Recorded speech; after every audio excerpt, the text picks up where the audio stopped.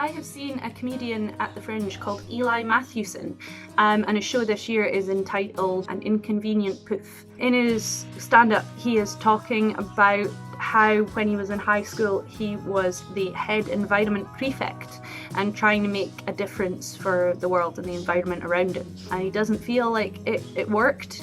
So he's using his comedy and using his stand-up as a way to try and help people work out the little things you can do to save the planet and, as he puts it, be a bit more like the dinosaurs, which is a really cool tagline. I found him very funny. I'm not sure if there's such a thing as young humour, but if there is, like, Eli's definitely got it. It's one of the things, it's millennial humour. He describes us as the X Factor generation as well, which in context makes a lot more sense.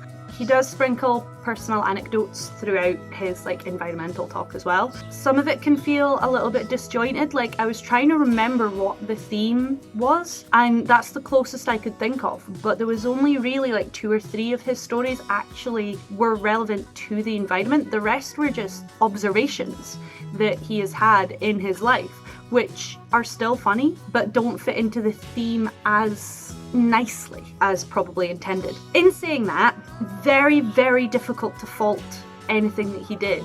The only bit that I was a little bit about was he criticised domestic cats.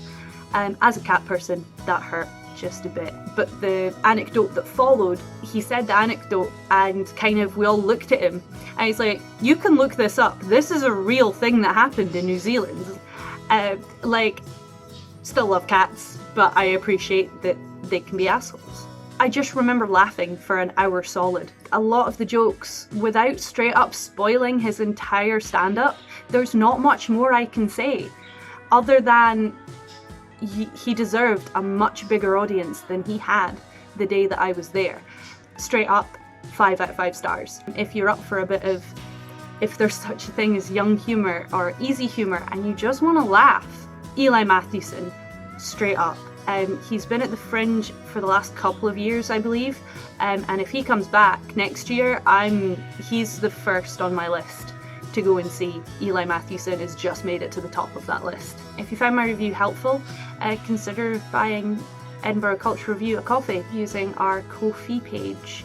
We're looking to raise a little bit of money this year to help the company out with some equipment that is company owned rather than relying on personal property.